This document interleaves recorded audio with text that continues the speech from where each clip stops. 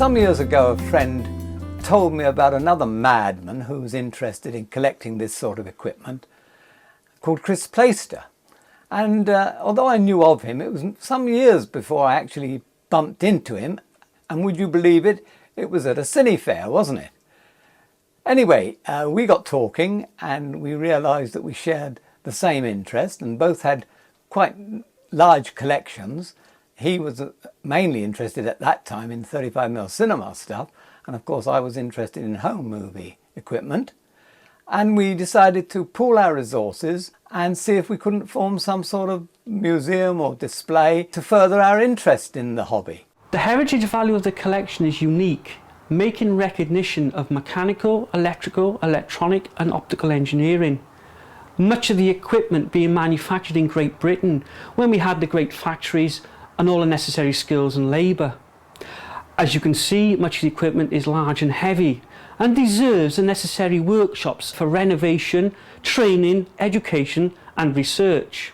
It was with this that we formed the organisation Kinetechnik to carry our proposals forward for this unique project in Wales. We need a museum, we need to house all this wonderful equipment which tells us all about the history of cinema in a different way, so that we can contextualise all these films from the various decades in the sense that we can show how they were projected, what formats they were projected in, and really give a genuine picture of what was happening at that time through the decades in Welsh cinema. So much of Chris's collection was found in Wales, or should I say rescued by Chris.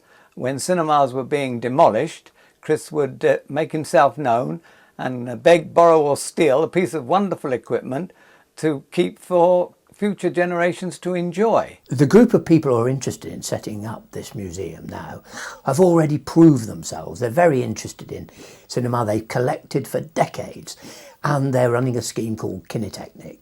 And they are a group of enthusiasts who want to find a home for the most fabulous collection of cinema equipment, perhaps one of the biggest in Europe. And we hope, of course, eventually that we'll have a home, Chris hopes, in Wales, because he's a Welshman. Being an Englishman, I'd like to see it in England. And of course, one of the most wonderful places, as far as I'm concerned, would be in Gloucester Docks, which is being redeveloped quite extensively. It would be a sad day for Wales if we didn't take advantage of this collection that has been assembled by these dedicated, resourceful enthusiasts, Keith Nunn and Chris Plaister, who formed Kinetechnik specifically so that we find a venue for our cinema equipment heritage.